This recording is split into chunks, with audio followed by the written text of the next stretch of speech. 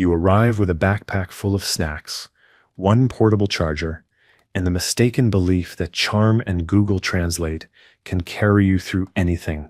Unfortunately, there's no signal in the 13th century, no helpful app, no QR codes, no maps that reorient when you spin in a circle, just fields, smoke in the distance, and a group of children staring at your pants like you've personally offended the concept of wool. You try smiling. One of them throws a rock. It's going to be a long day. Before we begin, please take a moment to subscribe, but only if you enjoy what I do here. Please comment. Where in the world are you listening from, and what time did you fall asleep last night? I'm always pleased to see that I'm not the only one with a terrible sleeping schedule. Now get comfortable, close your eyes, and enjoy the journey through medieval time.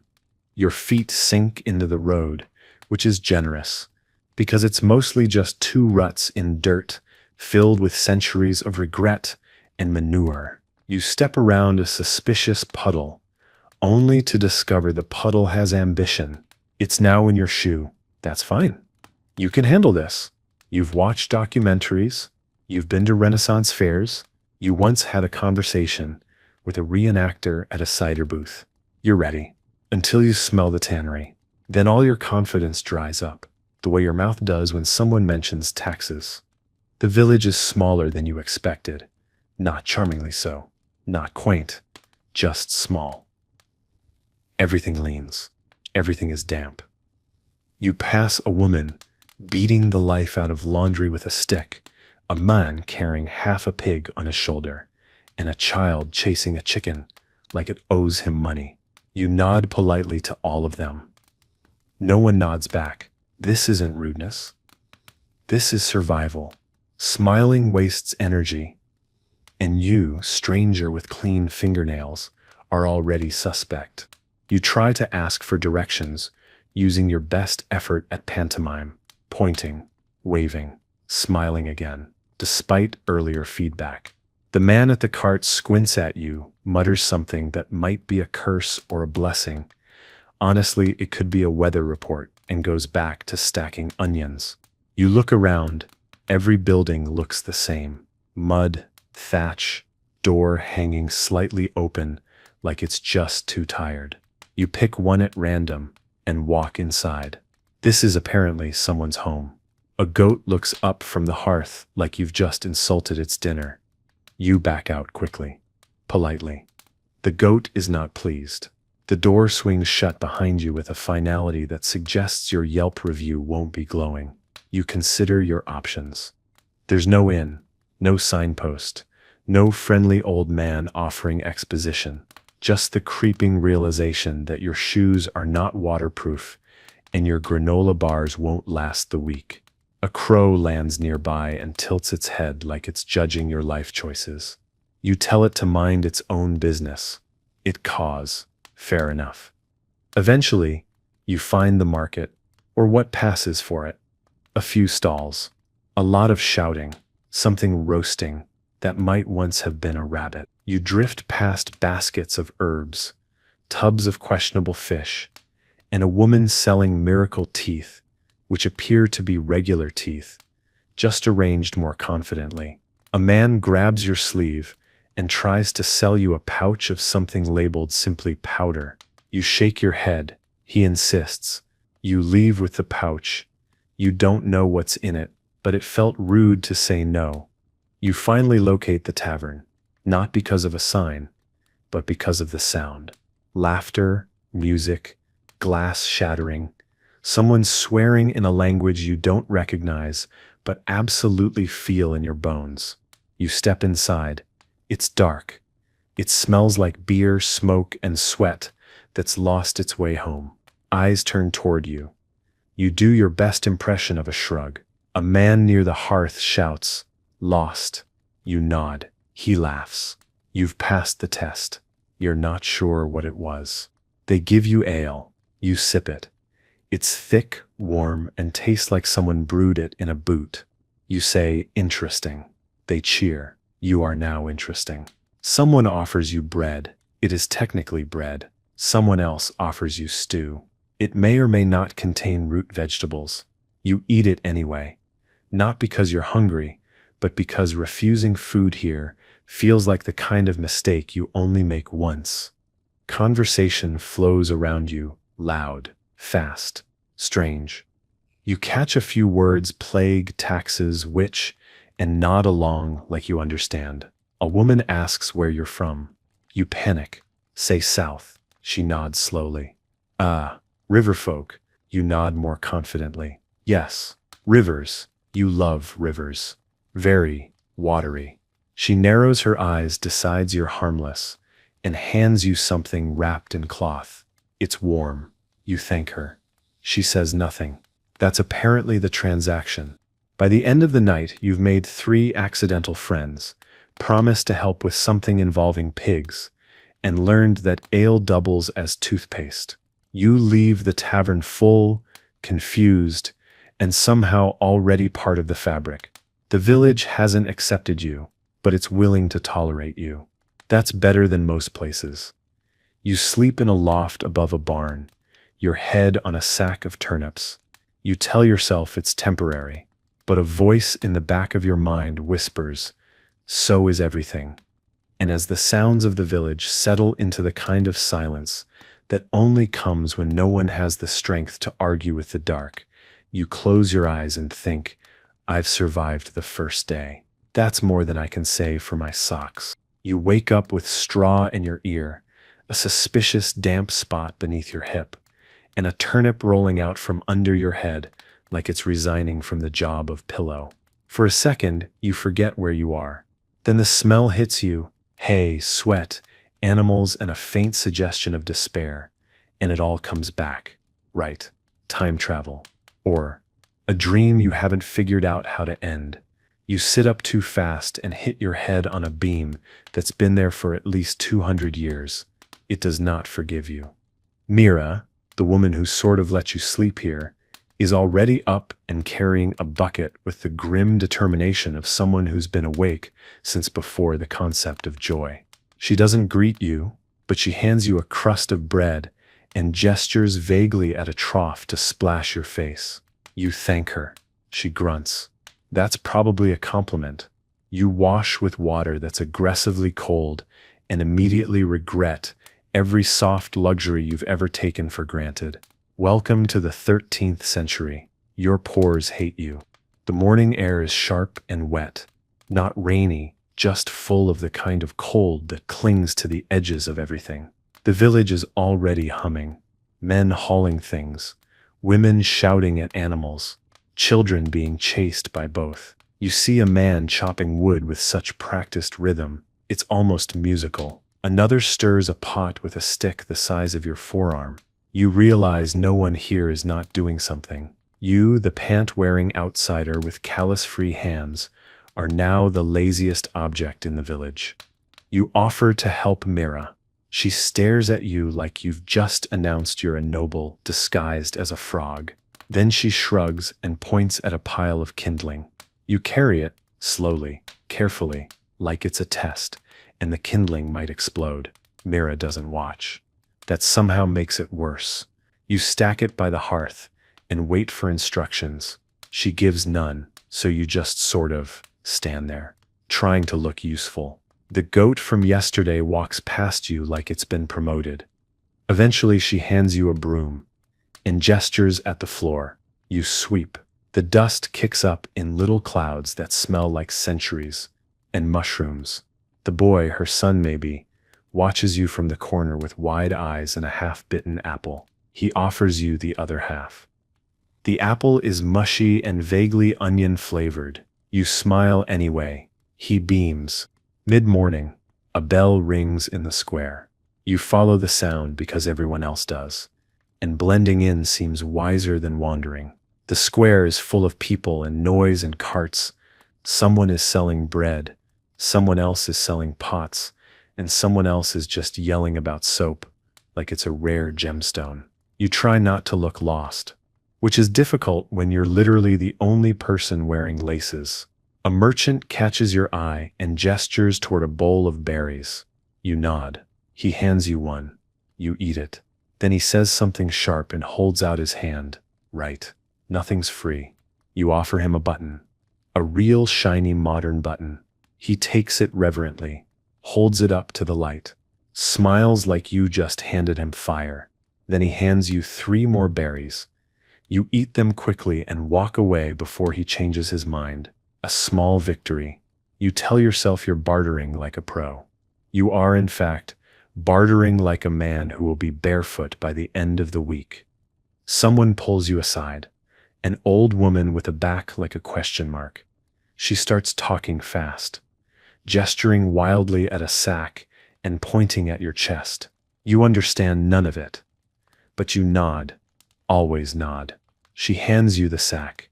You take it. She points at a hut across the road and smacks your arm. Delivery job, apparently. You carry the sack. It smells like dried fish and regret. The recipient is a man with one eye and no patience. He grunts, takes the sack, hands you a boiled egg. You accept it like a diplomat receiving a peace offering. You don't eat it, yet, back at the barn, Mira seems surprised to see you return with dirt on your boots and fish on your sleeves. She asks something. You shrug. She snorts, hands you a bowl of stew. You eat it without asking what's in it. The broth is rich. The meat is chewy. You decide not to investigate further. The boy sits beside you and draws in the dirt with a stick. He draws a person with very long legs. You think it's you. He draws a goat, kicking that person. You know it's you. Afternoon fades fast here. Shadows stretch like they're trying to reach tomorrow early. Mira starts prepping the evening meal. You fetch water, chop roots, and try not to set anything on fire. The boy shows you how to tie a bundle of sticks for burning. His fingers move fast. Yours don't. He laughs. You let him. Mira watches without comment. That's her way of saying, you didn't ruin anything today. High praise. As dusk rolls in with smoke from every chimney and the promise of cold in its teeth, you sit outside the barn on a stool that creaks like it's heard too many stories. Ember flops at your feet, clearly deciding you're not a threat. The sky turns purple and orange and something else you can't name. For a moment, the whole village hums in sync, fires glowing, voices soft, animals quiet. It feels almost peaceful. And just before the dark swallows everything, you whisper to no one in particular, I didn't die. I didn't ruin anything. I even got paid in an egg. And in a place like this, that makes you practically a success story. You wake up in the middle of the night because something is snoring directly into your spine. It takes you a moment to realize it's not a person, it's Ember, who has apparently decided your lower back is now his personal mattress. You try to shift. He growls. You apologize. He stretches. You spend the next hour lying still as a saint and questioning every life decision that led you to being spooned by a medieval barn dog with boundary issues. By morning, you're already tired. Mira hands you a piece of bread that's so hard it might legally qualify as weaponry. You gnaw at it anyway while she stokes the fire with the kind of intensity that makes you wonder if she's imagining someone's face in the embers. The boy is chasing a chicken in circles again, and the chicken is winning by a wide margin. You sip lukewarm tea and mentally prepare yourself for a day of pretending you know what you're doing. Today you're taken to the fields. No warning, no briefing. Mira just hands you a basket and starts walking, and you follow her like a loyal, confused retriever. The fields are vast, quiet, and smell like grass trying not to die. You're assigned to pull weeds. You do this badly. Mira doesn't correct you. She just moves further down the row. That feels worse. You eventually find a rhythm, bend, pull, sigh, question your existence, repeat. You pause to stretch your back and catch a glimpse of the horizon, hazy hills, a winding stream, smoke curling up from distant chimneys. It's the kind of view that would look great on a postcard. You feel a weird mix of awe and resentment. It's beautiful, but it's also hungry. This place demands something from you. Every hour, every movement. You wonder if beauty always hides its sharp edges in plain sight. Lunch is turnip stew again. Myra says it tastes better today. You nod. She's wrong. But the warmth of it feels like something close to kindness. The boy adds wild herbs he found in the hedgerow. Myra raises an eyebrow. You eat it anyway. The boy watches with glee. Myra watches with concern. You survive. Barely. You've now passed the third test of medieval survival. Eat things you can't pronounce, identify, or smell without flinching. After lunch, you're invited, no conscripted, into helping repair the roof of the neighbor's hut. You have no idea how roofs work. You express this. No one cares. You're handed a bundle of thatch and a grim nod. Climbing a ladder made of old bones and spit, you try not to look down or sideways. You tie, tuck, and pretend. At some point, someone mutters something approving. You take it as a medal. A rooster walks under the ladder, and everyone gasps like death itself has walked into the yard. You're told this is very bad luck. You ask what kind of luck it is if you fall and break your neck after the rooster walks under the ladder. Mira says, "Stupid luck." Fair enough. You finish your part, climb down, and kiss the ground when no one's watching. Ember licks your face. You take that as forgiveness. Evening comes quickly. The sky turns lavender. The light gets that soft, sideways quality that makes everything look like it's remembering something. Mira cooks rice tonight. Real rice. Not the usual mash. You don't ask how she got it. You just eat slowly, with reverence, as the boy tells a story about a hero with a magical goat. Mira listens without correcting him. She even smiles. A little. That means the story is sacred. After dinner, you help clean the pots with cold water and rough cloth. Your hands go numb, but your brain settles. The silence between you and Mira is almost companionable now. She doesn't flinch when you hand her the cleaned bowl. She just nods. Ember snores. The boy hums. The world doesn't end. It just gets quieter. You sit outside while they settle in. The stars are coming out in slow clusters, like they're shy. There's no light pollution, no distant hum of engines, just crickets, wind, and the distant sound of someone yelling at a pig. You wrap your coat tighter and stare at the moon like it might remember your name. It doesn't. And as you drift off to sleep again, head on a sack of straw, and Ember slowly reclaiming your spine, you whisper to yourself, "I didn't ruin the roof. I survived the stew.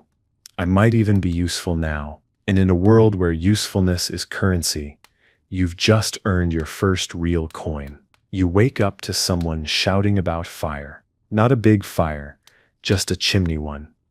Caught quick, handled quicker. Still, nothing jolts the soul like hearing fire before sunrise. Especially when your entire existence is stuffed into a barn built before perspective. You fling off the blanket, whack your knee on a beam, and run outside shoeless, breath visible, heart staging a coup. The fire turns out to be a smoking oven and a very dramatic baker who enjoys the spotlight. You sit down in the mud and quietly rethink your relationship with panic. Mira walks past you, holding a basket of turnips like it's a royal decree. She doesn't acknowledge the fire, your panic, or your lack of shoes. She just says, "Fetch water." You nod like this is normal. Ember follows you to the well, sniffing at every rock as though one might be edible. You draw water with arms still sore from yesterday and feel a tiny swell of pride. The rope no longer burns your palms, just tingles. Progress. Back in the yard, the boy has constructed what he calls a bird trap. It's made of twigs, string, and wild hope. You ask him what he plans to do with the bird once caught. He says, "Tell its secrets." Mira overhears and mutters, "And then eat it." You tell the boy some birds aren't meant to be eaten. He considers this, then adjusts the trap to be less convincing. Mercy through poor engineering. an underrated form of compassion. You help clean the barn next. Not metaphorically, actual barn cleaning. You shovel things you don't want to name and discover, smells your brain will spend the rest of the day trying to forget. The cow stares at you like she knows your shame. You apologize to her anyway. Mira hands you a bundle of fresh straw and tells you to put it like it matters. You do, mostly because you're afraid not to. A stranger arrives in the afternoon, tall, wears his cloak like it was tailored by someone with opinions, speaks slowly, like every word costs coin. He's selling tinctures and salves and something labeled root for courage. Mira buys none of it. But the boy listens like this man is a prophet. You lean in too, curious, despite yourself. The man offers you a sample, some thick, greenish paste that smells like mint and secrets. You politely decline. Mira buys dried mint later and says, "Now that's courage." Lunch is thin soup with barley and slices of mushroom that may or may not be local. Mira insists she knows where they came from. You choose to trust her, because starvation is worse than uncertainty.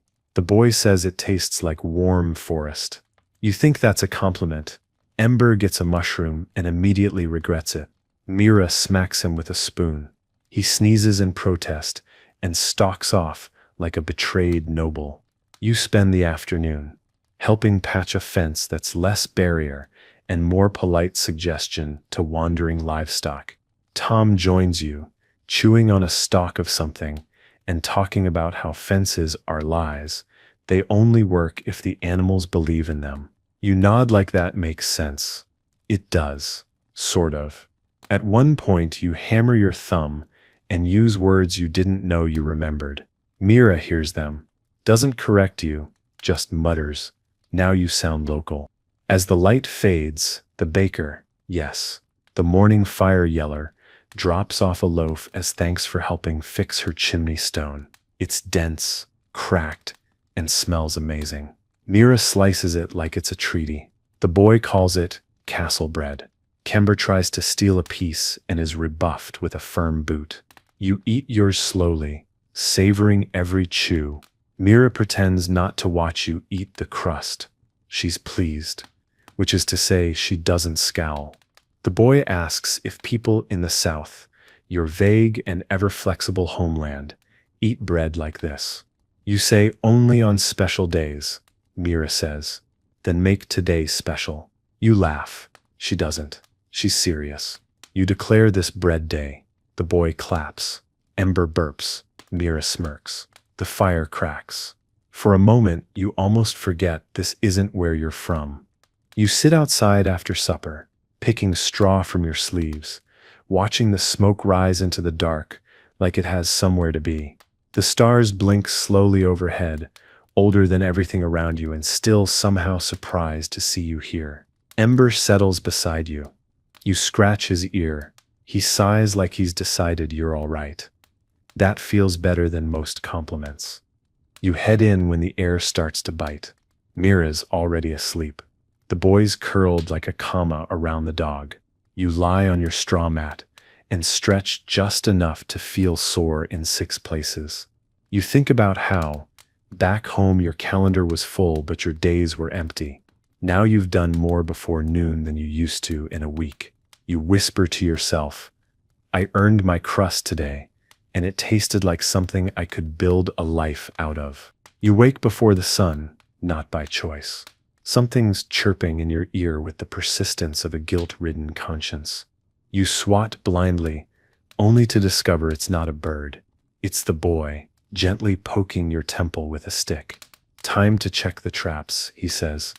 "Beaming like this is Christmas, and not whatever miserable, chill-soaked day this is." Ember lifts his head, yawns, and immediately goes back to sleep. You envy his boundaries.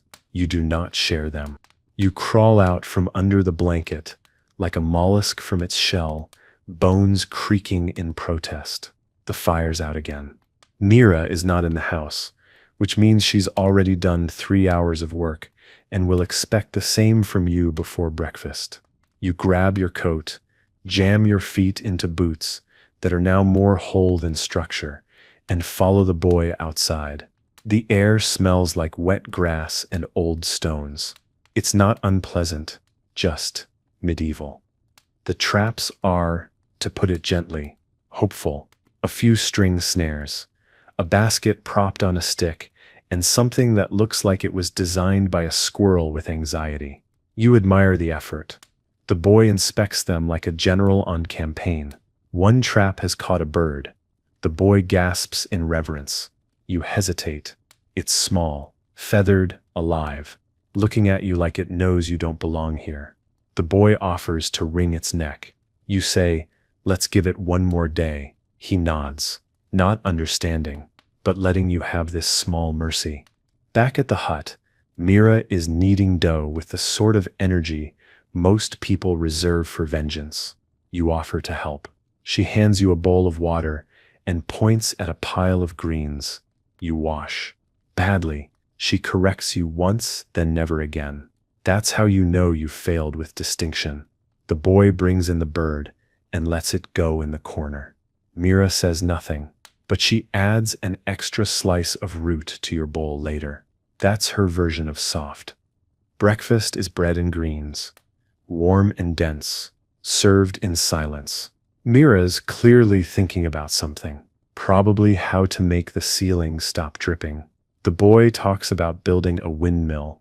You nod like that's reasonable. Ember sneezes under the table, and Mira curses softly, something about fleas and cursed straw. You itch your leg reflexively. It's already too late. After breakfast, you're sent to the stream to wash clothes. It's not a suggestion.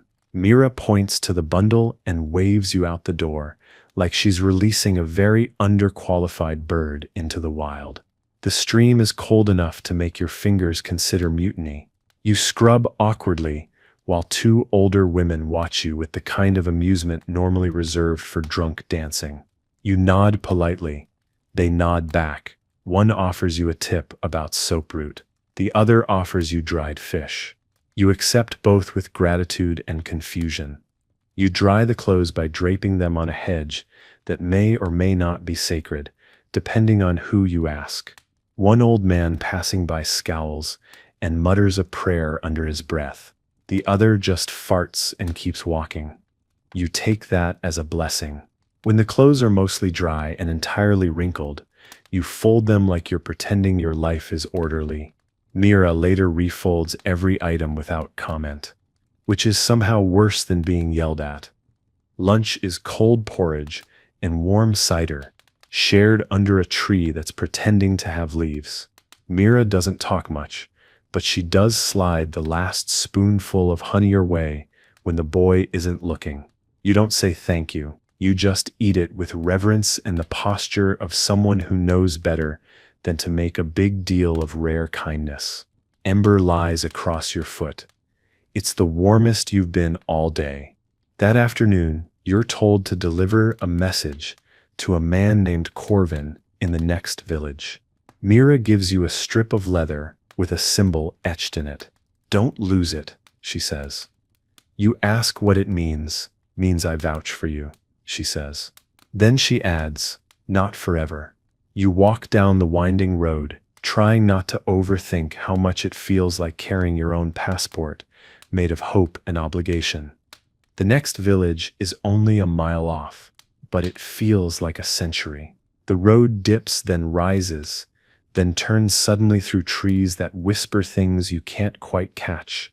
You pass a woman carrying firewood on her back, and she doesn't look at you. You pass a man leading a cow that looks smarter than its owner. You arrive with sore feet and no sense of what comes next. Corvin is waiting by a gate, arms crossed, beard like a bird's nest. "Mira's?" he asks. You nod. He grunts. "You've passed." You return with a bag of flour, a folded note, and a piece of cheese that's older than you are. Mira opens the bag, reads the note, nods once. "You didn't die," she says. "That's good." Then she goes back to peeling something unidentifiable. The boy asks if the other village has dragons. You say no, but maybe a wizard. He's delighted. Ember barks, then throws up a feather. You decide not to ask. That night, you lie in your spot by the fire, arms behind your head, full in that specific way that comes from surviving, contributing and eating something you didn't have to steal. You watch Mira tuck the boy in and mutter something that might be a prayer. Ember circles twice and flops across your legs. And as sleep tiptoes in like it doesn't want to be caught, you smile faintly and whisper, "If I had a postcard, I'd write 'still alive.' Wish you were here." You wake to thunder that isn't thunder. It's Mira slamming a wooden door because someone left it cracked and the wind got ideas. Rain's already begun, the kind that doesn't pour so much as press, like the sky decided to lean on you. You roll out of your corner of the barn, Ember still asleep, one leg twitching in some canine dream of superiority. The boy's curled in a blanket, like a croissant, that snores. You sit up slowly and think, rain day. Maybe it means rest. It doesn't. It never does. Mira hands you a bundle of wet laundry and points to the line. You look outside, look at the rain, then look at her. She shrugs like gravity, like weather, like inevitability. So you hang the laundry in the rain. Because this isn't about logic, it's about rhythm. You learn quickly that the point is not to dry things. It's to remind them they could have been dry once. You whisper to the socks, like a man delivering last rites. The yard is mud, not ordinary mud. This is prestige mud, stickier than memory, colder than regret, and convinced your boots owe it rent. You trudge through it to the water barrel and find it already full. You tip the lid and immediately get splashed in the face by something that smells like moss and disappointment. Mira watches from under the awning and doesn't laugh, but her eyebrow does a little dance of judgment. You bow theatrically. She rolls her eyes. You count that as bonding. Inside, the fire is struggling. Mira feeds it like she's daring it to survive.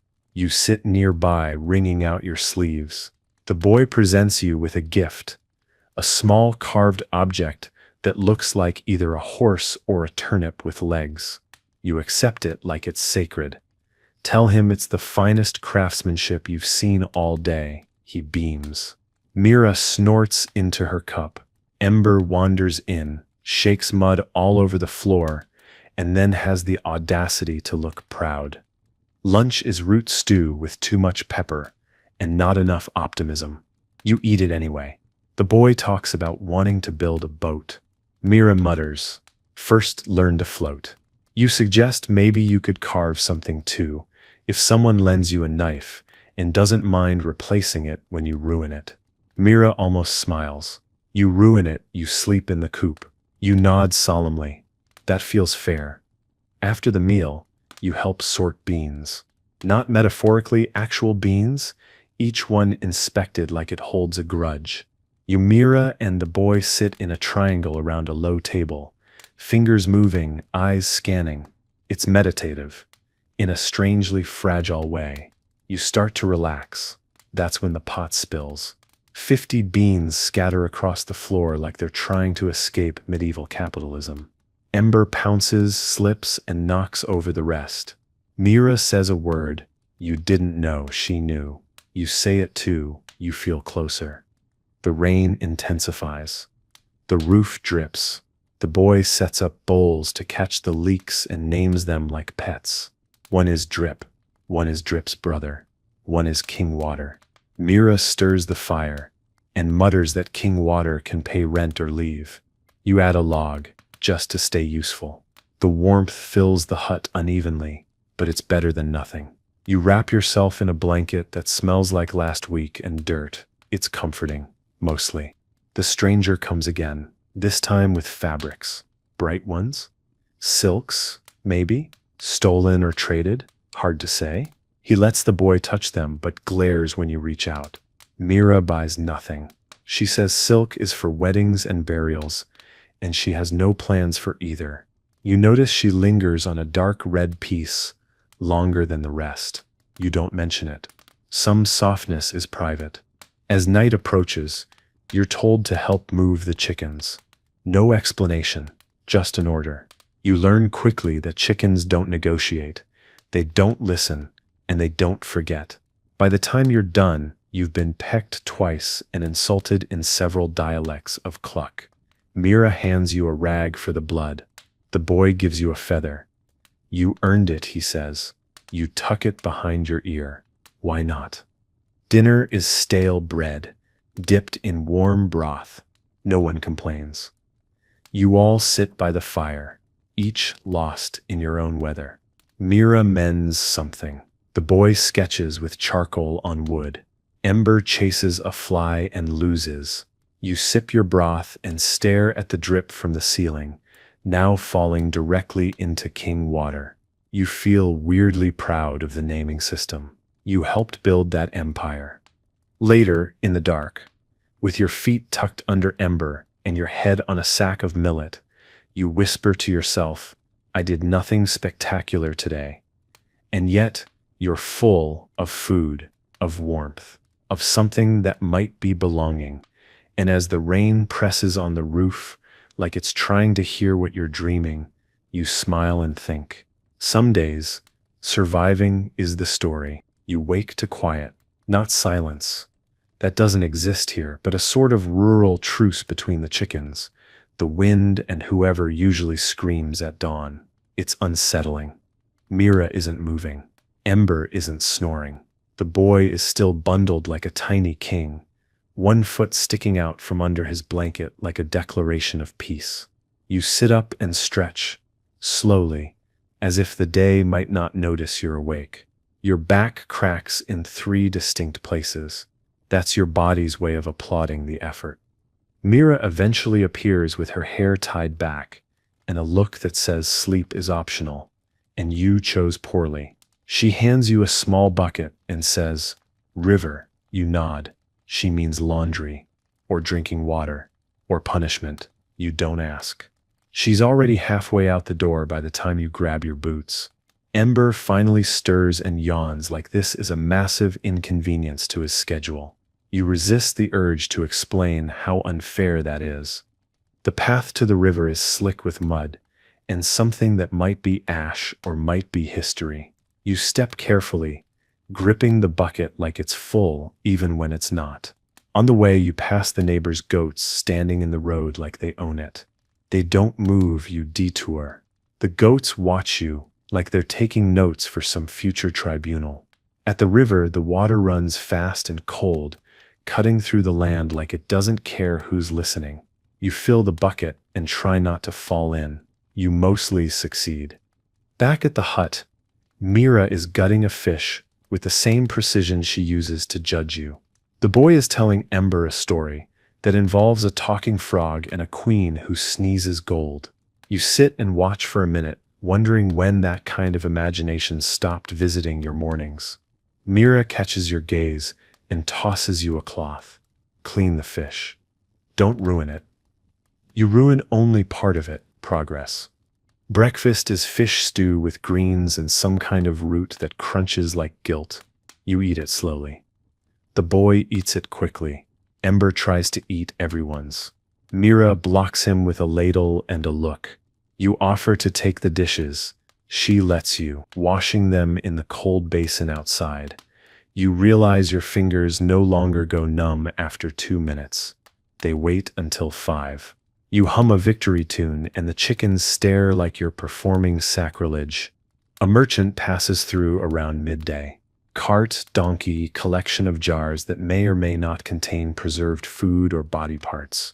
Mira trades a pair of eggs and half a spool of thread for something wrapped in waxed cloth. You don't ask. Later she opens it and you see dried peaches. She gives one to the boy, one to you, and none to herself. You break yours in half and give it back to her without a word. She doesn't refuse. That's how you know it mattered. You spend the afternoon mending the roof again.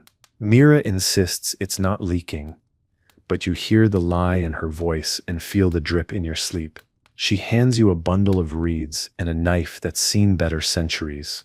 You climb up and pretend to know what you're doing. The view from the top is all sky and smudge gray rooftops, people the size of regrets moving below. For a second, it feels like you're above the past. Then the wind shifts and the smell of manure reminds you where you are. Back on solid ground, the boy asks if you've ever ridden a horse. You tell him, honestly, no. He says, you should learn in case we get famous. Mira says nothing, but her smirk suggests she already doubts your hero arc. You ask the boy if Ember counts as a horse. He nods solemnly. Ember farts. You take that as a yes. Dinner is a kind of mash that defies description. Mira says it's made of everything else. The boy calls it ghost food. You chew it like it might bite back. It doesn't. Ember sniffs it and walks away. Mira finishes her bowl without flinching. You follow her lead. Afterward, the boy finds a mouse in the grain sack and names it Dennis. Mira says Dennis has until sunrise. As the fire crackles and Ember curls around Mira's feet, the boy draws something in ash, a tall figure with arms too long and feet too big. You ask who it is. He says it's you. Mira says, needs more mud. The boy adds a streak across the figure's face. You smile. You feel placed, not welcomed, not celebrated, but included. Like a tool that hasn't broken yet. You lie down that night under a roof you patched, near a boy who trusts you, and a woman who, against her better judgment, hasn't thrown you out. The stars outside flicker through gaps in the beams, tiny sparks above a world still held together with twine and spit and stubbornness. And as your eyes close, you think, I may not belong, but I've stopped asking where else I should be. You wake to fog. Not a poetic rolling mist kind of fog. This is the kind that sits in your mouth and ears and shirt collar, like the air got tired of staying outside and decided to be personal. Mira's already up, boiling water and muttering at the stove like it owes her rent. The boy is still asleep, curled in a bundle so tight he looks like laundry that gave up. Ember's nose is twitching in his dreams, chasing something that probably deserves it. You sit up, exhale, and feel the fog move. It's going to be one of those days. You help gather kindling, which mostly means finding damp twigs and trying not to call them what they are, lies. Every stick looks fine until it snaps like disappointment. Mira tosses yours aside, without comment, and replaces them with a stack she found in half the time. You pretend not to notice. You've learned to lose with grace. Ember follows you, tail swishing, nose to the dirt, occasionally barking at invisible threats. You're starting to suspect he knows more than anyone else here. Breakfast is porridge again. Mira adds dried herbs. The boy calls it swamp stew and eats it with enthusiasm that doesn't match the flavor. You chew carefully, pretending it tastes like something you once had at a tourist cafe that charged extra for authenticity. Mira eats fast. She's got plans. You just don't know what they are yet. She hands you a bucket and a sickle and says, field. You nod like that makes sense. It doesn't. You go anyway. The field is wide, damp, and filled with grass that doesn't want to cooperate. You cut poorly. Mira cuts beside you with the precision of someone who's been fighting plants her whole life. The boy collects bundles and arranges them like trophies. You try not to compare your pile to Mira's. You fail. The wind picks up around midday and the fog lifts just enough to remind you that the sun is still under contract. You pause for a drink from the stream and nearly fall in again. Mira laughs. Not a full one, just a breathy, surprised exhale, but it's enough. The boy slips once too. You grab his arm. He says, you're strong now. You say, just lucky. Mira says, same thing. You dry your sleeves on grass and pretend you're not freezing. The boy offers you half a plum. It's sour and small and maybe stolen. You eat it like it's dessert. Back at the hut, you help repair the door latch. It's been loose for days. Mira finally trusts you with the knife. That feels like something. You carve the new peg clumsily, fit it into place, and test the swing. It sticks slightly. You grin anyway. Mira grunts approval. The boy gives it a name, Sir Clutchington. You salute it. Ember sneezes at it. Ceremony complete. You spend the afternoon helping Tom slaughter a chicken. You were not emotionally prepared for this. You try to stay useful, holding bowls, fetching water, not fainting. Mira joins halfway through and takes over without blinking. The chicken dies quickly, efficiently. You feel weird about it, then worse about feeling weird, then quietly grateful for every anonymous meal you've ever eaten. The boy isn't allowed to watch. He peeks anyway. Tom pays you in potatoes, real ones. Mira pockets 2 before you get ideas. You joke about opening a shop, she says. You'd starve, you agree. But you line the potatoes up on the shelf like trophies.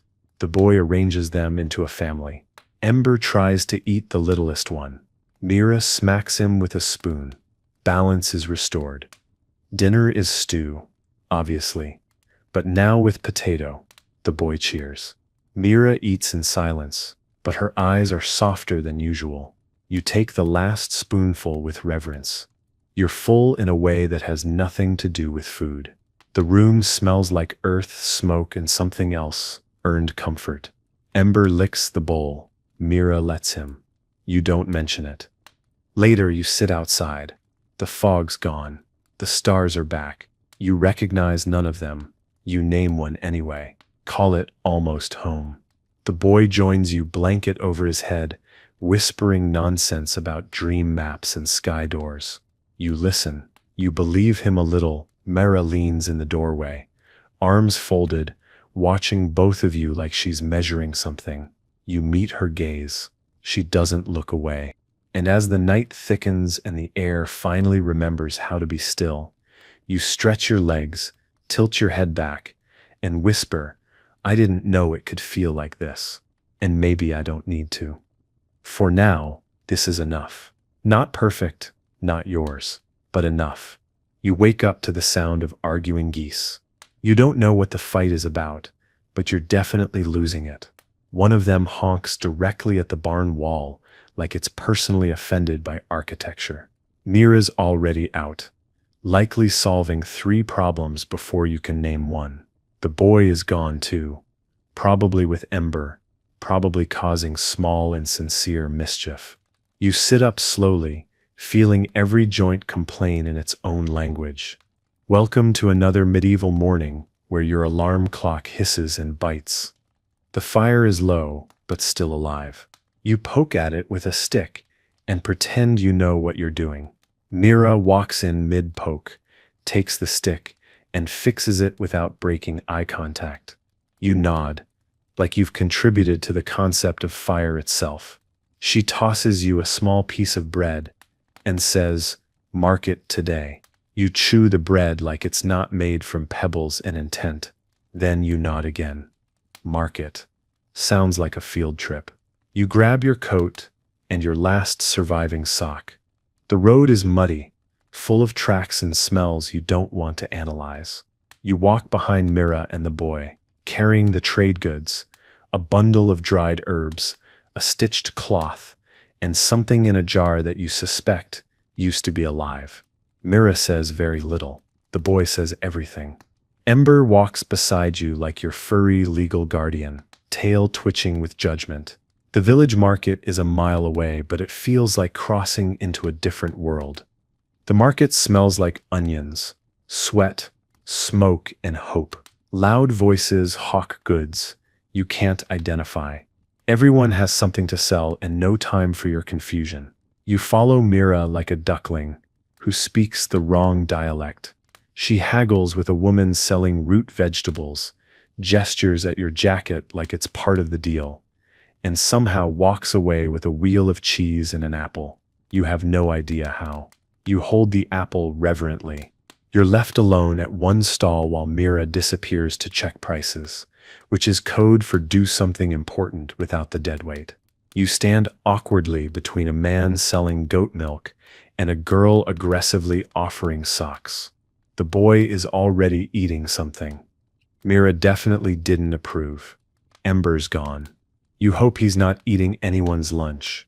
You trade your shoelace, yes, your actual shoelace, for a piece of smoked fish.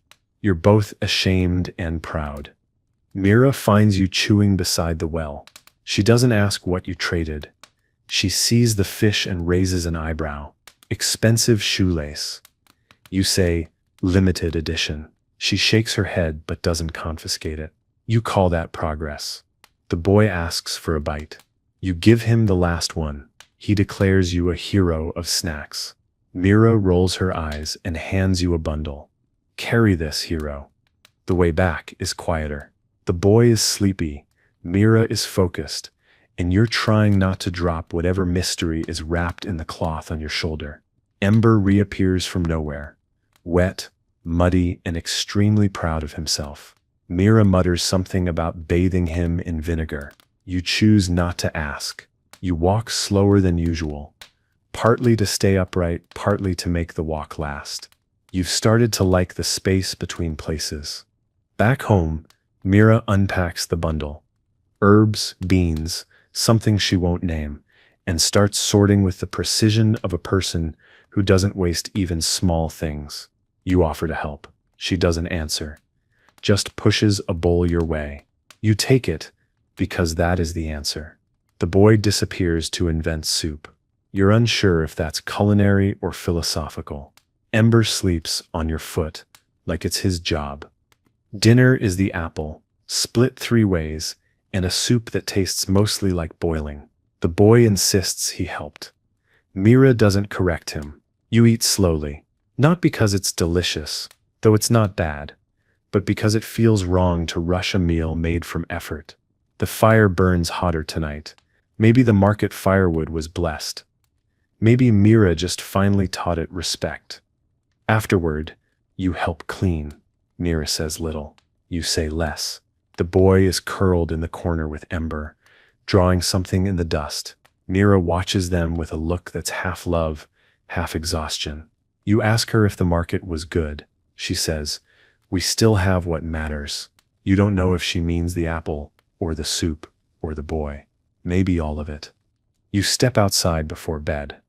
The sky is clear, cold, sharp. Stars spread like promises you can't name. You lean against the doorframe, pull your coat tight, and listen to the nothing between sounds that only exists in places this old. And as you exhale steam and hear Mira moving behind you, and the boy's soft sleep sounds, you think, I used to think peace would feel louder. But maybe peace just feels like staying. You wake to the sound of Mira sharpening a blade. It's not menacing, just matter-of-fact, rhythmic. The kind of sound that says the day is already moving, and you've been left behind. You sit up slowly, pulling straw from your hair and something suspiciously crunchy from your sleeve. Ember is chewing on what looks like half of your sock. You let him. He's earned it. The boy is already outside, yelling at the sun to get up faster. You envy that kind of confidence. Mira hands you a list, not a written one, just a verbal assault of tasks, delivered with her usual clarity. Fix the fence, collect eggs, check the snare, don't be useless. You nod through it like you're being knighted. She hands you bread with one hand and a hammer with the other. You eat fast. The bread is better today, not less stale, just less surprised, to still be bread. You pat Ember on the head. He burps ominously. You take that as encouragement. The fence is a disaster. One side leans like it's made of tired knees. You try propping it with a stick, then a rock, then pure willpower. None of them work. You eventually lash the worst bit to a tree stump and pray the goats don't notice. One of them watches you the entire time, chewing grass slowly, with judgment. You salute it anyway. It doesn't salute back. That's fine. Goats are famously proud. You check the snares and find nothing, not even a feather. You feel a weird mixture of relief and disappointment. You leave a small piece of bread in one, just in case. Not as bait, more like an apology. Back at the coop, you discover the hens have staged a coup.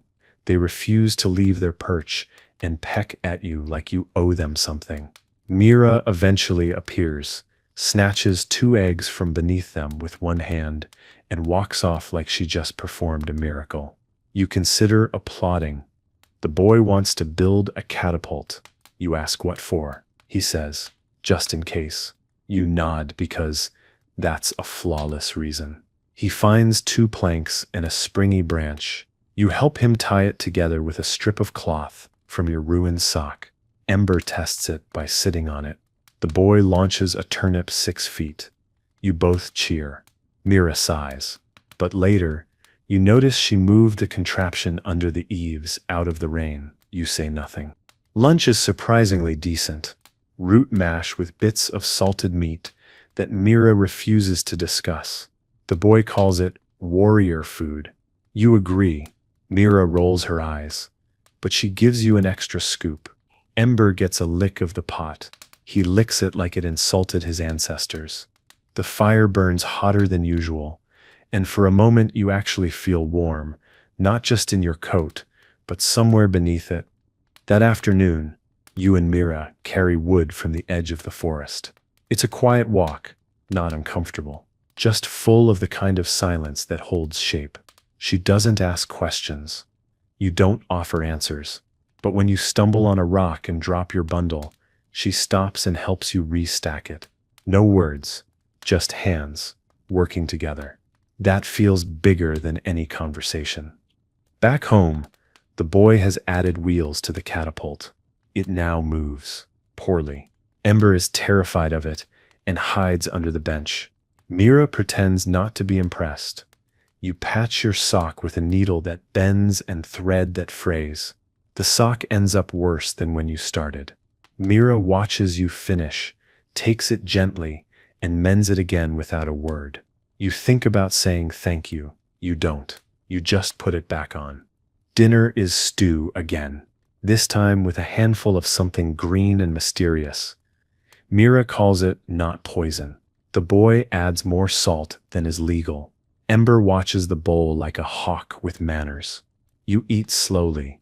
The warmth pools in your belly like someone's telling you you did all right today. Mira eats in silence. The boy talks until he falls asleep on the mat with one foot still in the bowl. You carefully remove it. That's parenting now, apparently. Later, Mira asks if you miss your place. You say sometimes. She nods. Must have been easier. You don't answer. Not because she's wrong, but because you're not sure she's right either. The ease of something doesn't mean it filled you. It just means it didn't fight back. Here, everything fights back, but at least you know you're alive. And as the fire burns low, and Ember sighs into his sleep, you lie down with a patched sock, a full belly, and a faint bruise from a catapult test gone wrong. And you think, this is the longest I've stayed anywhere, and wanted to wake up again. And somehow that feels like the most honest thing you've thought in years. You wake up to cold air and the distinct smell of onions frying in old fat. Your stomach growls before you even open your eyes. Ember is already awake, staring at you with the focused intensity of a creature who knows breakfast is imminent and considers you a delivery mechanism. The boy is humming again, something off-key and joyful. And Mira's voice cuts through the room. If you want some, move. You move. Fast. Cold floors be damned. Breakfast is a kind of onion cake. Flat, oily, and slightly burnt. You eat it like it's treasure. The boy devours his and asks for more.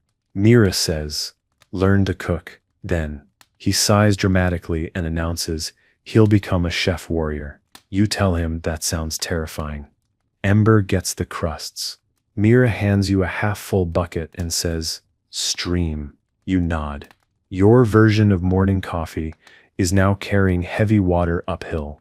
Your spine disapproves, loudly. At the stream, you pause a little longer than you need to.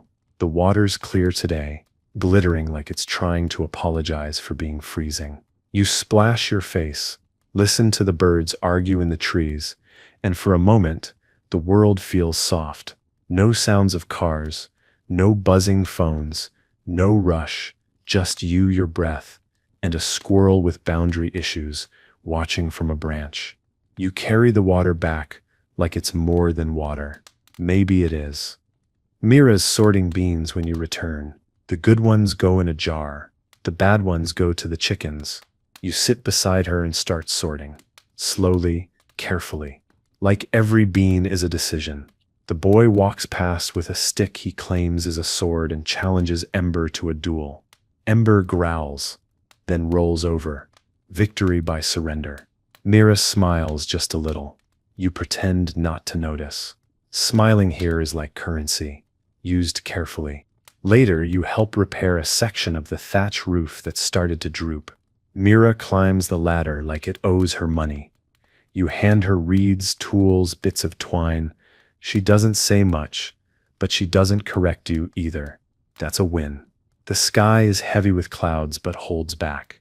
You keep checking it anyway. Old habits. Mira finally says, "It won't rain yet." You ask how she knows. She says, "It's waiting for something." You believe her without understanding. Lunch is flatbread with mashed root and something that might be pickled turnip. You eat it like you're grateful, and you are. The boy eats with his mouth open and tells you that if you ever leave, he'll name the catapult after you. You tell him that's an honor. Mira smirks. Might be the first thing you've built that works. You raise your cup in mock salute. Ember tries to drink from it. Mira swats him. Everyone's roles are secure.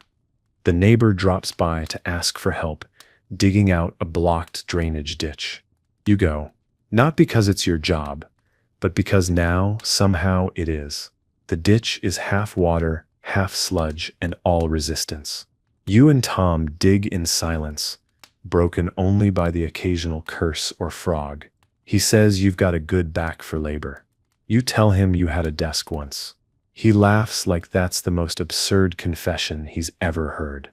By the time you return, your hands are stained and your shoulders ache in ways that feel earned.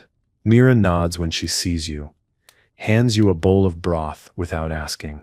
The boy tells you Ember tried to steal a turnip and failed. He's fast, but not clever, he says. Mira mutters, like most men. You raise your eyebrows. She doesn't deny it. Fair enough. Dinner is quiet. The kind of quiet that doesn't demand filling, just warmth. Mira eats slowly. The boy falls asleep with a spoon in his hand. Ember snores. You watch the fire and wonder how much of this is real, not the place you in it. You're starting to blend in, starting to forget your other life didn't have goats or buckets or days that felt this full. Later, as you lie back, you trace the knots in the rafters with your eyes. Mira's still awake, mending something she doesn't need to explain. The fire crackles. The wind whispers at the shutters but doesn't find its way in. You shift under the blanket and whisper, mostly to yourself, "I didn't come here to belong, but maybe I stayed because I do." You wake to bird song, not the delicate kind that makes poets cry. This is aggressive, full-throated early morning opera from a creature 2 ounces heavy and carrying the wrath of a tax collector. You throw a stick at the rafters. It misses. The bird wins. Ember lifts his head, sighs, and resumes being furniture. The boy is already outside, yelling something about sky worms and carrying a bucket that's definitely too heavy. You stretch, slowly. The floor is cold. Your joints are colder. Welcome back to the 14th century. Mira is stoking the fire like it insulted her mother. She points at the bench. You sit. She hands you a chunk of bread and a strip of dried meat, so tough it could legally be used as armor. You chew it anyway. Breakfast, like most things here, is more about perseverance than pleasure. The boy bursts in holding a worm the size of your finger. "For fishing," he says proudly. Mira tells him to wash his hands. He doesn't. You pretend not to notice. You're sent to the woods today. The trees loom in that way only old forests do, tall, quiet, slightly judging. You're with Tom, who speaks like he was born tired and only recently discovered sarcasm. You gather fallen branches, some mushrooms that Mira trusts and you don't, and a sack of moss, for reasons never clarified. You slip once and fall into a bush that smells like regret. Tom helps you up and says, "Now you're baptized." You thank him. He's not wrong. On the way back, you find a rusted horseshoe. You hold it up like treasure. Tom shrugs. "Luck's overrated." Still, you bring it back. The boy is delighted. Ember tries to chew it. Mira hangs it on a nail near the door. No comment. That's how you know it mattered. You sit on the step, brushing mud off your sleeves, watching the sky pretend it doesn't know what rain is. Mira tosses you a cloth. You smell like tree. You consider that a compliment. Lunch is soup, again. But this time there's actual flavor, wild garlic maybe, and something Mira won't name. You eat 2 bowls. The boy claims his third made him stronger. He lifts a log to prove it. It's mostly bark. You clap anyway. Mira watches this circus with narrowed eyes and soft edges. Ember steals a crust and is forgiven immediately.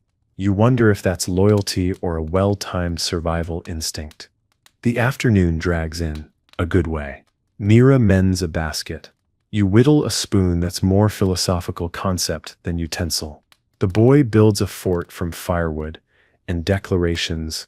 Ember naps, belly up, snoring like a distant storm. You watch dust float in the sunbeams and realize you haven't thought about electricity in 2 days, or Wi-Fi, or schedules, just wood, warmth, and whether Mira will let you have a second helping again tonight.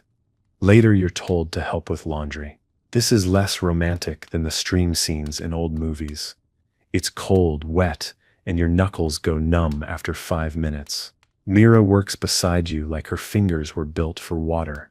You try to match her rhythm. You fail. She doesn't correct you. She just switches buckets and leaves you to suffer with dignity. That feels worse, somehow. You mutter to the soap root. It offers no sympathy.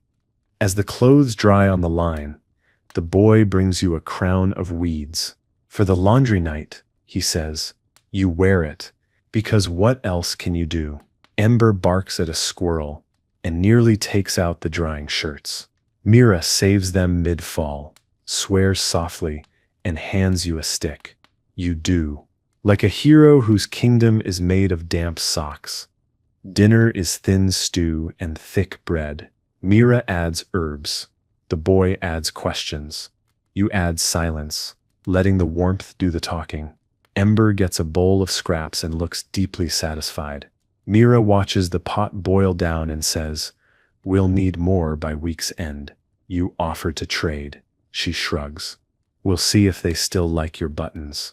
You nod, already checking your coat sleeves for valuables. After dinner, you and the boy build a watch post out of crates and hay. Mira doesn't stop you. Ember joins the guard rotation and immediately falls asleep. You sit up there with the boy as the stars blink awake one by one. He points out the crooked one and says, "That's where the gods live." You nod, because why not? He leans against your shoulder. It's the first time he's done that without asking. Later, you lie down with straw in your shirt and wood dust under your fingernails. Mira is quiet. The boy mumbles something about skyworms again. Ember twitches in his sleep. You listen to the house, breathe around you, and whisper to the dark. If I vanish tomorrow, would they notice? Then you answer yourself, they would. Probably not with tears, but with chores that suddenly needed doing. You wake up to the sound of Mira arguing with a goose. It's not clear who started it, but based on the tone, you're betting on the goose. The boy is already outside with a stick. Not helping, just narrating. "Mother of feathers strikes again," he says, ducking as the goose flaps past in a fury. You roll over and briefly consider staying horizontal forever. Ember is curled at your feet, warm and entirely indifferent to the paltry politics unfolding beyond the door. You envy his priorities. You eventually drag yourself upright and limp toward the door, like an old knight going to war without armor. Mira waves a broom. The goose hisses. The boy throws crumbs and yells, "Diplomacy." The chaos ends with Mira tossing a bucket of water and declaring victory. You stand there holding a piece of dry bread, entirely unsure how to re-enter this world.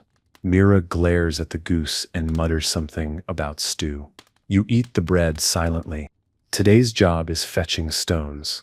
Not exciting stones. Not valuable ones. Just round, flat, heavy rocks from the riverbed to reinforce the garden wall. Mira hands you a sack and says, "Bring back what doesn't argue." The boy offers to come, but gets distracted by a lizard. Ember trots behind you like he's planning to supervise.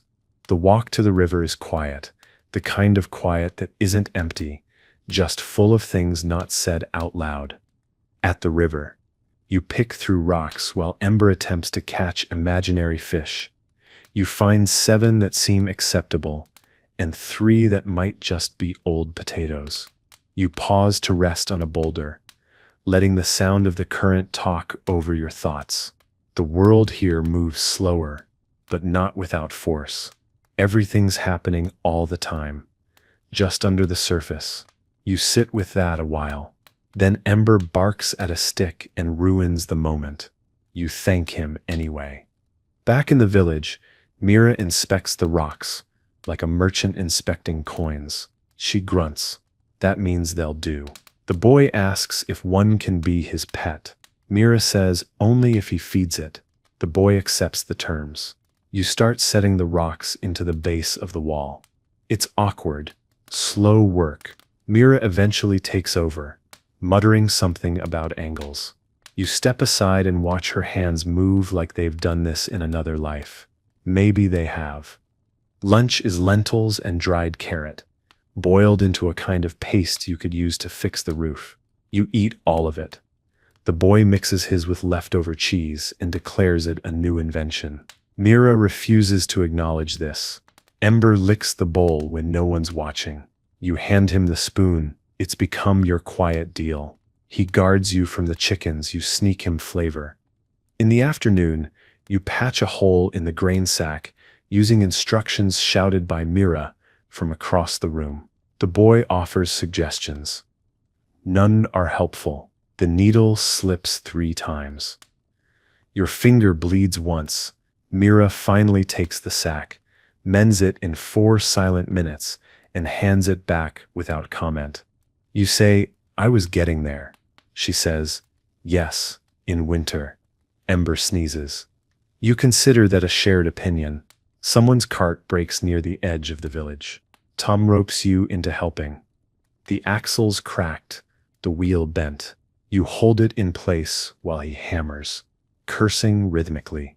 You learn new words. You promise not to use them around the boy. Tom says nothing, just hands you the hammer when his arms get tired. For a moment, it feels like trust, or maybe just sore shoulders. Either way, you don't drop it. Back home, Mira's making tea from leaves that smell like sleep. The boy is drawing maps on a scrap of bark, plotting the borders of his imaginary kingdom.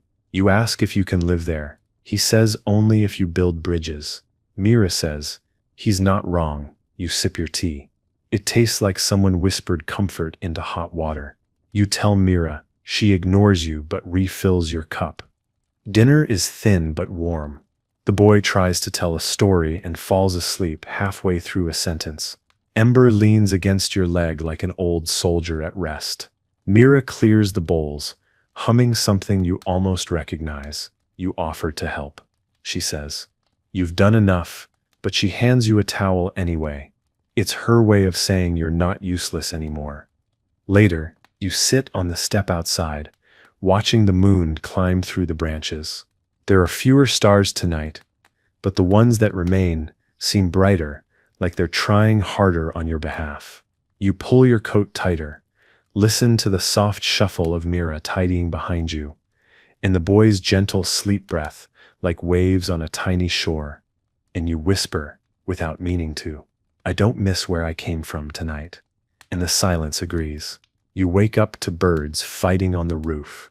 Judging by the volume, they're arguing over property rights, and one of them is definitely losing. Mira is already dressed, feeding the fire and ignoring the aerial warfare above her. The boy is wrapped in his blanket like a cocoon, murmuring about swordfish and cabbage. Probably a dream, hopefully not a plan. Ember opens one eye, sneezes, and goes back to sleep like he knows something you don't. You get up and crack your neck. That's the extent of your morning luxury. Mira hands you a basket and says one word: herbs. You nod, despite not knowing which ones or where they are, or if she's even in the mood to tolerate questions. She points vaguely toward the hills and adds, "You'll know them when you smell them. You will not." But you set off anyway because here, ignorance is no excuse for staying still. The boy tries to follow. Mira stops him with a look. You almost say thank you. The hills are quieter than the village, in the way a held breath is quieter than a sigh. You walk past fields lined with rocks and scarecrows that don't scare anything. Birds sit on their arms like critics. The path curves into trees, and the light turns green and soft, like someone dimmed the world a little on purpose. You stop for a moment just to breathe. It smells like dirt and damp bark and possibility. You pretend you're a local. No one's around to call your bluff. You do find herbs, eventually, or plants that look her by enough. You pick the ones that smell like citrus and the ones that smell like regret. You hope Mira is in the mood for surprise. Along the way, you stumble across a patch of wild strawberries. You eat 2, put 3 in your pocket, and leave the rest like a prayer. The woods aren't quiet anymore. You hear birds, distant dogs, and the hum of bees who don't care about you. You take the long way home. Back at the house, Mira inspects the basket with the expression of someone judging a contest she didn't enter. She pulls out a handful, sniffs them, and grunts. Then she says, "Not deadly. Probably." You take that as praise. She adds a few of your finds to the pot, drops in a bone from yesterday, and mutters something about flavor. The boy demands a taste test. Mira hands him a spoon. He makes a face. You do not ask for a turn. You spend the afternoon scraping bark from firewood, which is somehow both boring and painful. Mira sharpens knives nearby, the sound rhythmic and just slightly threatening. The boy is building a fortress out of hay and ambition. Ember guards it fiercely until Mira throws a turnip at him. You watch all of this while your hands blister and your back tenses. You try humming. It helps a little. Later, you're asked to help in the garden. Mira hands you a hoe and a very specific set of instructions involving spacing, depth, and respect. You get 2 of those right. She corrects you without scolding, which is far worse. The boy plants something for the future. Mira snorts and says, "The future better grow fast." You feel that in your chest more than you should. Lunch is stew again, now with mystery herbs. It's better than usual. Mira doesn't mention it, but you catch her going back for seconds. The boy declares it magical. Ember tries to eat directly from the pot and gets a broom to the backside. You chew slowly, letting the flavor do the talking. No one says it out loud, but it's the first meal in a while that tastes like something deliberate. After lunch, you help the neighbor dig post holes. It's hard, dirty work. You sweat through your shirt and smash your thumb twice. The neighbor says, "You're not built for this." You say, "Neither was the post." He laughs, and for a moment, you feel like you've been accepted by the village. Not officially, but enough that your blisters now qualify as a dialect. Back home, the boy has fallen asleep in the garden. Mira drapes a cloth over him and sits beside him with a bowl of shelling peas. You offer to take over. She nods. You sit in the dirt, shelling in silence. the sun setting slow behind you.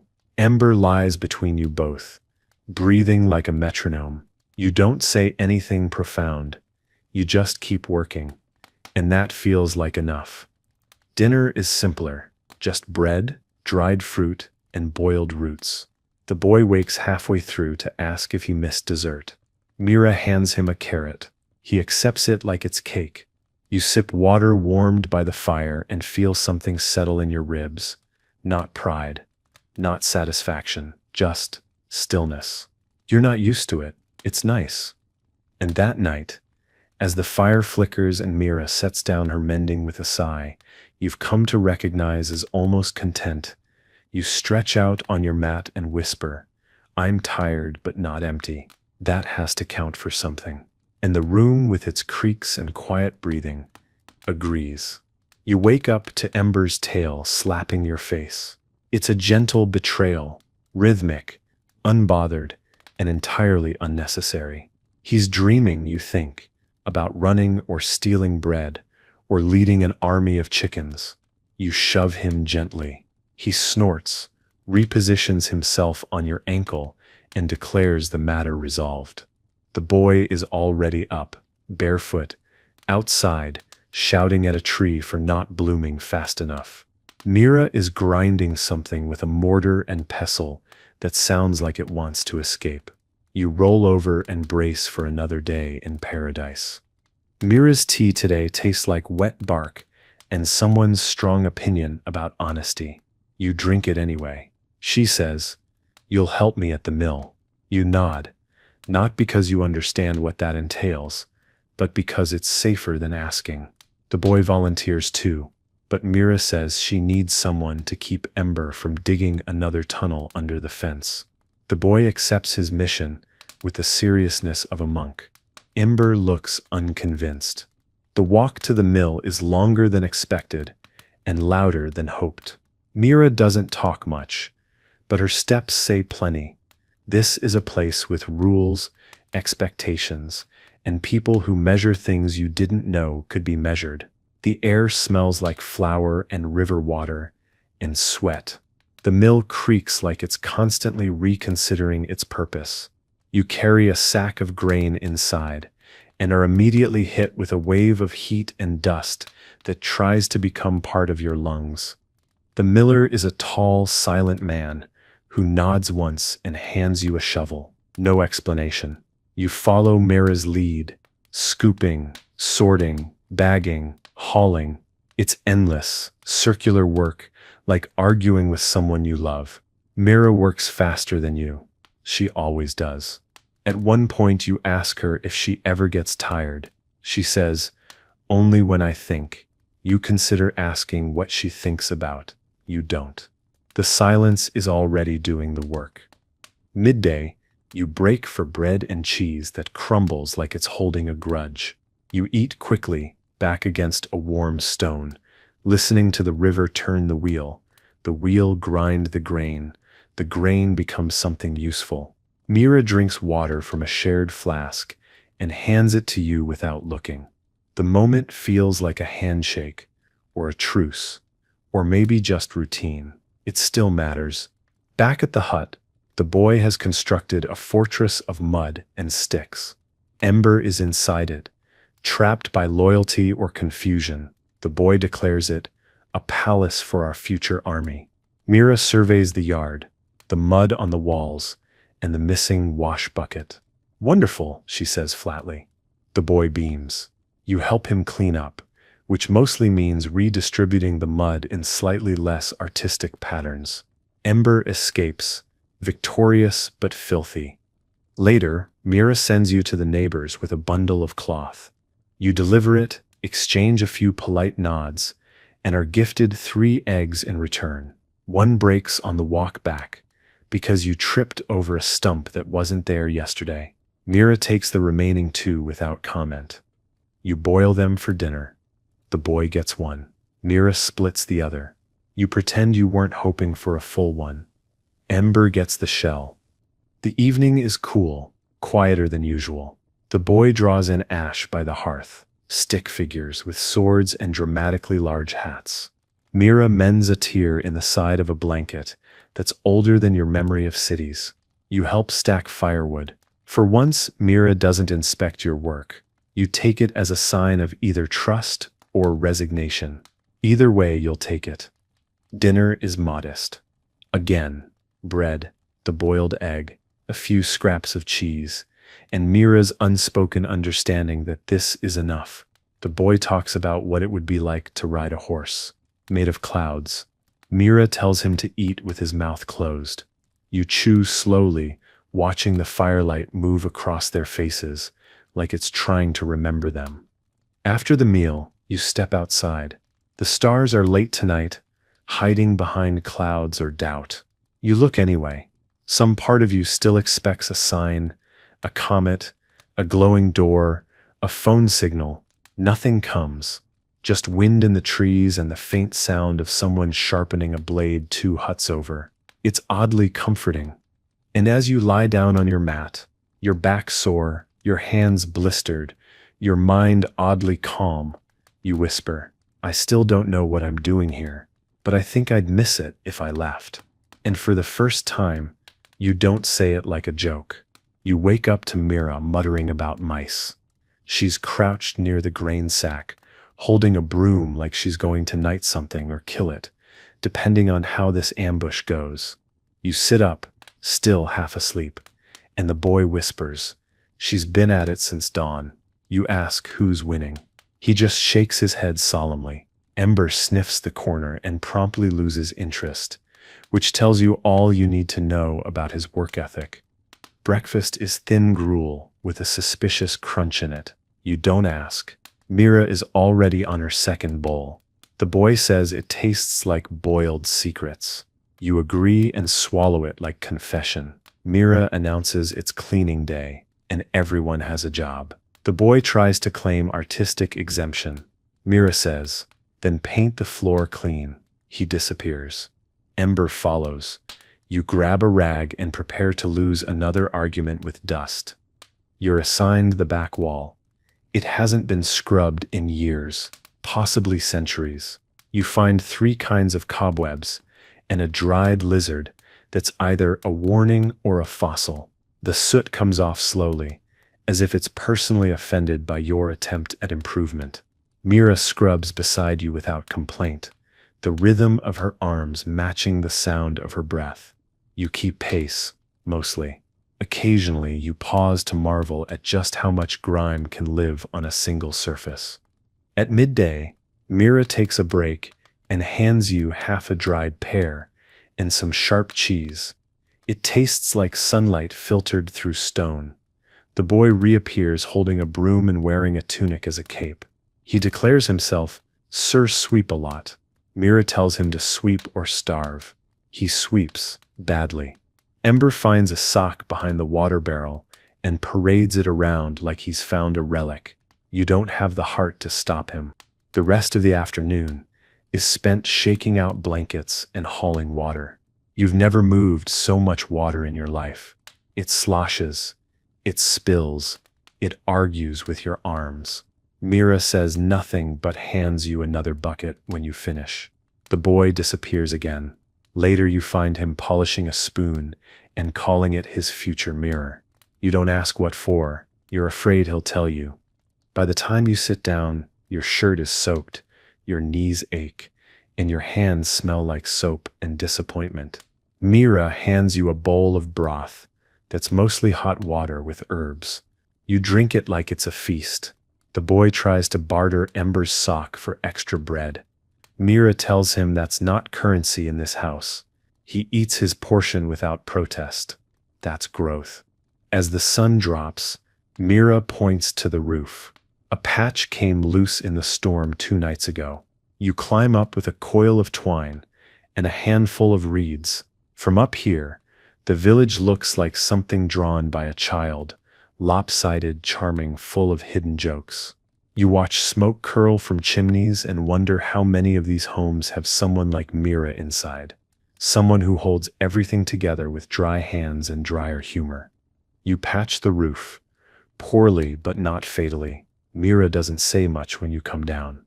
Just a look. One of those looks that says, "You tried. I saw." That's enough. The boy offers you half a cookie he saved from market day. You take it. It's stale and perfect. Ember gets the crumbs and chokes slightly. Mira tells him not to be dramatic. He lies down and sulks. Dinner is late because cleaning never ends. You eat by lamplight, quietly, each of you chewing like you've earned it. Mira doesn't finish her bowl. You don't ask why. The boy is already snoring in the corner, one arm wrapped around the sock like a teddy bear. Ember stretches and kicks him in the head. He doesn't wake. That's trust. You step outside after. The stars are back, sharp, indifferent, beautiful. You sit on the step, elbows on your knees, and exhale like it's a job. You think about how many days you've been here. You don't know the number. It stopped mattering after the first week. Mira appears behind you, says nothing, just hands you a slice of something sweet and dense. You take it and you share it. And as the night leans in, and the fire flickers behind you, and Ember breathes like a small machine of warmth and loyalty, you whisper to yourself, "I used to wait for things to begin, but maybe this is what it looks like when they already have." And the quiet for once agrees. You wake up, and for the first time, you're not cold. Not warm either. But there's a tolerable in-between that feels like the universe finally stopped sneering. The blanket smells like smoke and Mira's soap, which is just crushed mint and suspicion. The boy is already up, balancing a pot on his head like it's a crown. Mira says nothing. Ember is licking the wall.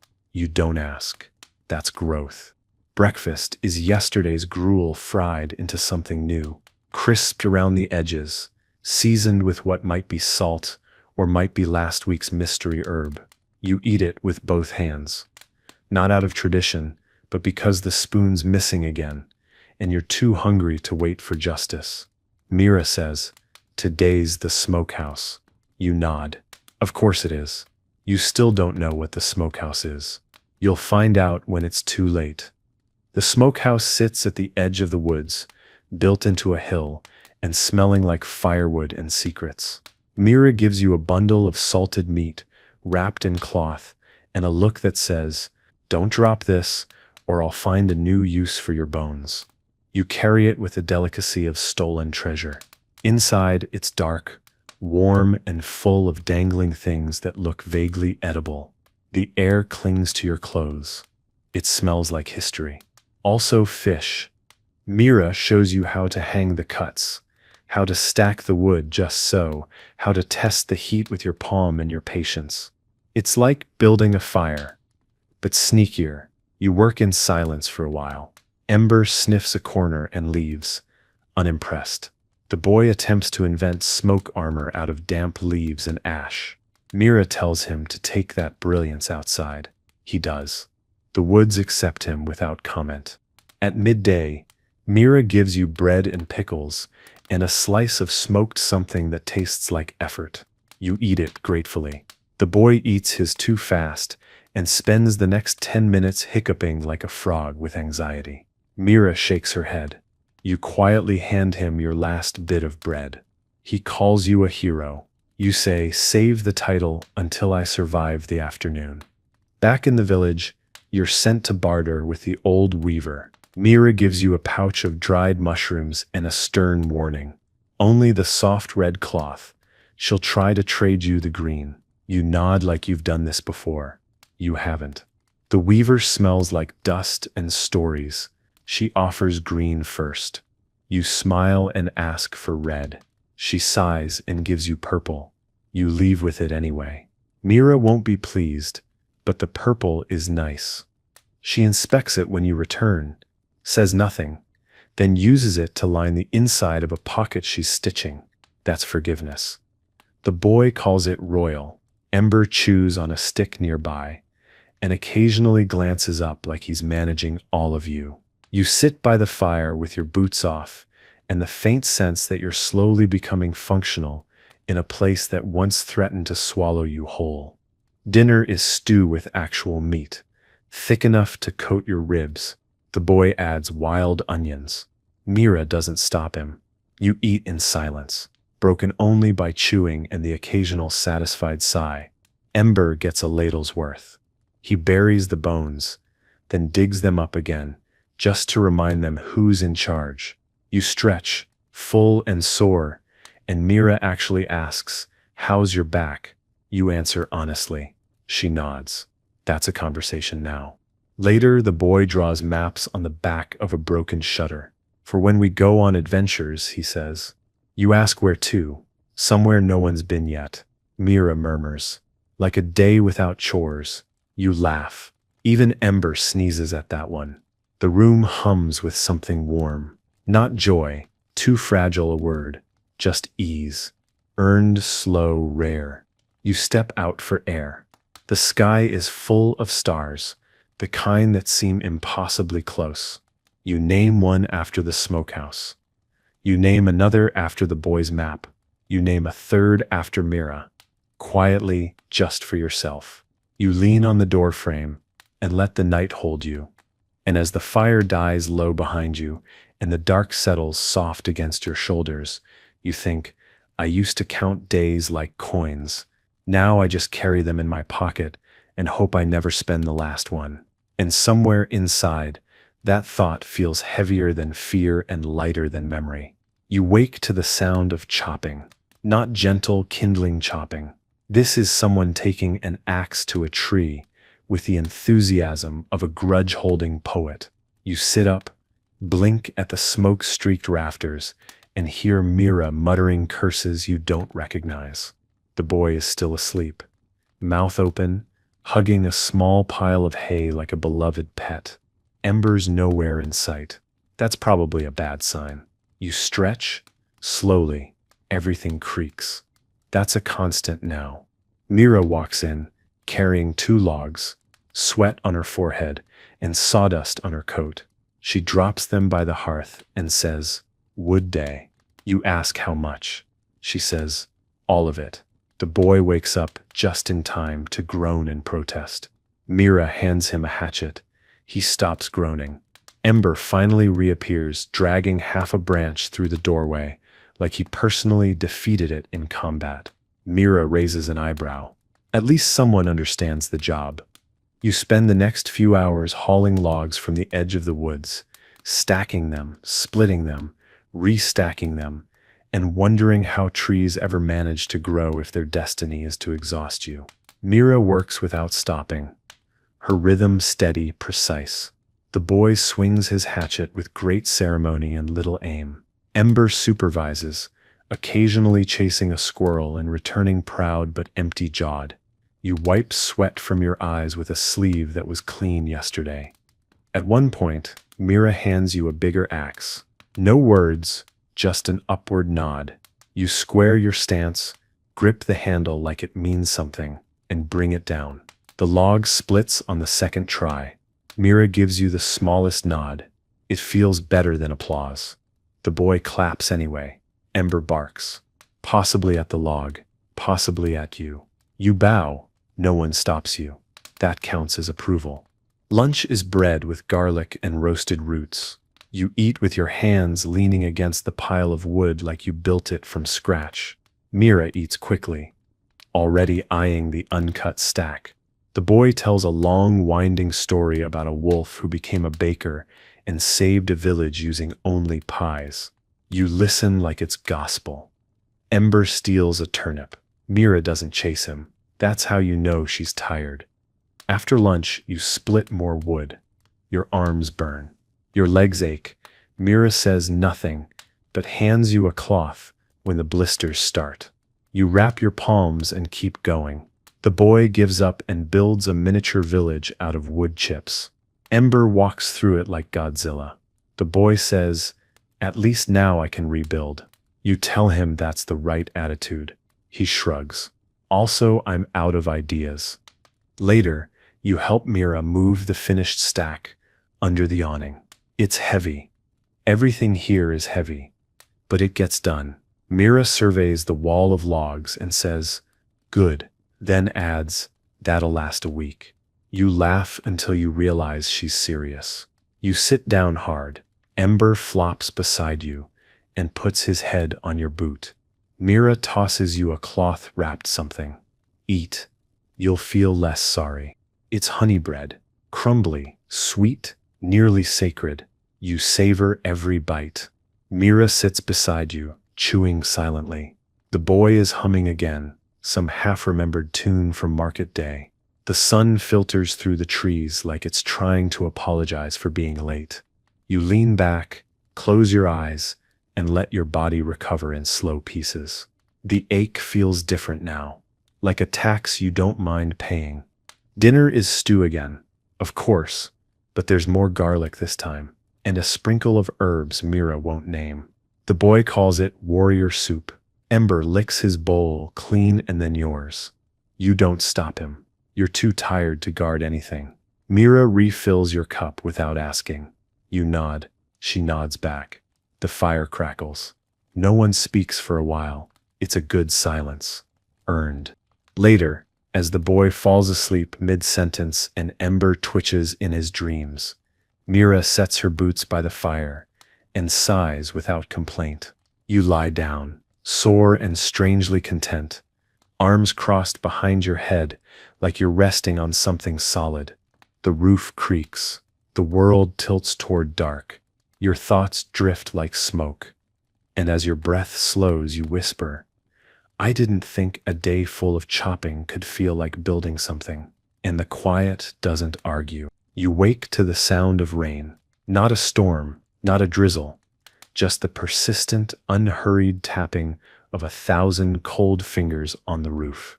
Ember is curled next to you like a warm boulder, blissfully unaware of the day's expectations. The boy is already up, whispering to the fire like he's trying to convince it to behave. Mira stirs a pot with one hand and rubs her temple with the other. Well, she says, no one's getting dry today. You believe her. Breakfast is hot porridge, the thick kind that sticks to your ribs and your moral compass. Mira adds herbs again, mint this time, or something close to it. The boy stirs his until it looks like a spell. Ember gets a spoonful and eats it with an enthusiasm that borders on suspicious. Mira hands you a damp cloth and points at the door. Smokehouse. Leaks. You nod, swallowing your last bite like a condemned man finishing dessert. The rain turns the yard into a patchwork of puddles and slick mud traps. Your boots are soaked by the second step. Mira walks like she's immune. The boy tries to leap between dry spots. Fails. Ember gallops through the worst of it, and then shakes dry like he's punishing you. The smokehouse looms ahead, sagging, steaming, a tired old beast, trying to outlive its bones. Mira pushes open the door with a grunt. Inside it smells like wet meat and ash. You find the leak quickly, a steady drip from a warped beam just above the hanging cuts. Mira sighs like she's been betrayed by the roof personally. You fetch reeds, wedges, and hope. It's patchwork work. Make do, make it hold, make it not worse. You and Mira trade tools in silence, the sound of dripping slowly giving way to muffled tapping above. The boy tries to help. You send him to guard Ember, who is currently eating moss. By midday, the worst of the leak is stopped. The boy declares you heroes. Mira says, let's see if it holds through tonight. You eat lunch under the awning, bread, onion, something pickled that might once have been joyful. The rain softens, then returns harder. The boy talks about building a boat. Mira tells him, if he finds nails, they'll talk. He looks inspired. You look worried. Back at the hut, everything smells damp. Mira lays out herbs to dry anyway. The boy disappears with a plank and his ambition. Ember follows him, clearly in favor of shipbuilding. You take the laundry line down before the rain can rip it free. Mira watches you do it without speaking. That's her version of trust. You hang the line inside above the fire. Clothes drip gently onto the floor. You place a bowl to catch it. The rhythm is oddly comforting. The rest of the afternoon passes slowly. Mira sharpens blades and checks seams. You mend a bucket handle using twine and guesswork. The boy returns soaked and triumphant, holding a crooked board nailed to another board. Boat, he says proudly. Mira nods. Sinker, she adds. He grins anyway. Ember sniffs it once and sneezes. No one disagrees. Dinner is hearty, all things considered. Dried beans, boiled roots, a splash of oil that Mira doles out like it's currency. You eat quietly, listening to the wind press at the shutters. The boy tells a story about a tree that grew upside down and bloomed fish. You ask questions. He answers with confidence and zero facts. Mira chuckles once, very quietly. You pretend not to notice. After the meal, you help dry the floor. The boy sketches sea monsters in the ash. Ember knocks over a boot and curls up in it like a message. Mira stands by the door, watching the rain and the dark, like she's listening for something. You ask what, she says. Just checking who's still out there. You don't ask if she means people or memories. Either way, the answer's the same, fewer than there used to be. You lie down next to the hearth, feet warmed by fading embers, Ember pressed close and snoring like a distant sawmill. The boy is already asleep, his drawings curling in the heat. Mira sits with her back against the wall, eyes half closed but not sleeping. You close your own slowly and think. Some days are for doing, others are for holding the roof together long enough to start again. And as the rain hushes into a rhythm, soft enough to let your breath fall in step, you whisper, "Today didn't break us. That's enough." And for once, the night holds you like it agrees. You wake to stillness, not silence. There's always a rooster somewhere with unresolved issues, but stillness, like the village itself, is taking a breath. The rain has stopped. The air smells of wet earth and something faintly green, the kind of smell that only shows up when things are trying to grow again. Mira is already at the hearth, stirring a pot and humming something too old to have a name. The boy is sitting cross-legged, trying to tie two spoons together with a bit of frayed rope. Ember is chewing on a shoe that no longer has hope. Breakfast is leftover stew and fresh bread. Mira doesn't say where the flour came from. You don't ask. The boy announces that today is a feast day, though he can't explain what for. Mira shrugs. Fine, but no dancing before noon. You eat slowly, letting the warmth of the bread do what words can't. Ember gets a scrap and wags his tail like he's been blessed. You believe him. After breakfast, you help Mira tend to the garden. The frost has finally lifted, and the soil gives under your boots like a promise. She shows you where to turn the earth, where not to step, how to coax green things from dirt with patience and water and the occasional threat. The boy plants a bean and names it George. Mira says, "Don't name the food." The boy says, "George is a survivor." You believe that too. Later, Tom arrives with a wheelbarrow full of old tools and a suspicious grin. "Trade day," he says. Mira eyes the goods with the focus of a hawk, choosing which rabbit is lying. You offer up a bundle of dried herbs and a carved spoon that's mostly symmetrical. Tom laughs. "You've been civilized." You say, "Barely." He takes the spoon. You get nails and a story in return. A fair deal. Lunch is simple. Onions, broth, something Mira calls almost chicken. The boy asks if it had feathers. Mira says, "Probably." You eat without complaint. Ember tries to climb onto the bench and is denied with a firm nudge. He sulks into a pile of rags and dreams of vengeance. The boy asks if you're staying forever. You say, "I haven't left yet." That's close enough to truth. In the afternoon, Mira sends you to the woods to collect kindling. The boy tags along, armed with a stick and heroic intentions. Ember patrols the edges, occasionally chasing shadows and returning victorious. The woods are bright and full of sounds you've come to recognize. Birds, bugs, wind through branches. You find yourself walking slower, not tired, just not rushing.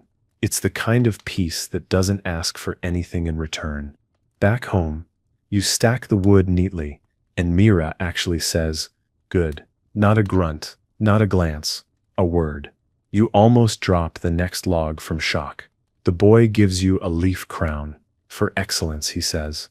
Ember steals it immediately. You let him. Mira doesn't roll her eyes this time. That's practically applause. Dinner is a little better than usual. Mira used the last of the vinegar. The boy says it tastes like celebration. Mira says it tastes like finishing. You clean the bowls while she sits outside, eyes on the sky. The boy falls asleep, mid-hiccup. Ember curls beside him like punctuation. You bring Mira a cup of water and sit beside her, shoulder to shoulder, no words exchanged. The stars come out slowly, careful not to crowd the sky. The moon is thin and sharp, like it's listening. Mira finally says, "You could have left." You nod. She adds, "But you didn't." You nod again. That's all there is to it. That's everything. The wind is soft tonight. The village is quiet. Even the chickens have surrendered. Later, when the fire burns low and Ember shifts in his sleep, and the boy murmurs about dragons made of bread, you lie down and pull the blanket over your shoulder like a memory. You close your eyes and think, "I came here as a visitor. I'm not sure what I am now, but I know I belong to something." And as the night folds itself around the roof you helped mend, the floor you swept, and the people who stopped expecting you to leave, you whisper into the dark, "I didn't last a day. I stayed anyway."